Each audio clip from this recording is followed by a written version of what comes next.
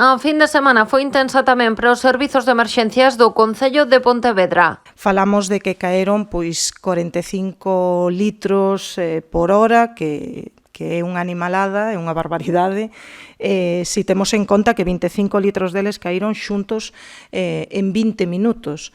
E xustamente coincidindo con Pleamar, que é pois o que aquí todos lle temos medo. O deseño urbanístico da zona da Rúa Padre Fernando Olmedo e a cota baixa na que se encontra contribúen a que os asolagamentos se repitan con certa frecuencia. Benito Corval e Blanco Porto eran auténticos ríos as rúas. Imaginade cando esas riadas chegan costa abaixo por Casimiro Gómez, se xunta co río e se xunta coa marea que empuxa para arriba a un nivel superior ao do desaugue, que neste momento hai solucións, é difícil ou casi imposible, eso non quere decir que se sigan buscando. Segundo Vilaverde, ata de agora o Concello non atopou ningunha solución á problemática, aínda que traballan para conseguir mitigar estas inundacións. Sobre a mesa está unha proposta da Concellería de Medio Natural que pasa por crear bolsas de inundación naturais en Valdecorvos. Actuar na parte alta do río, construindo un sistema urbano de drenaxe sostible, é dicir, unhas balsas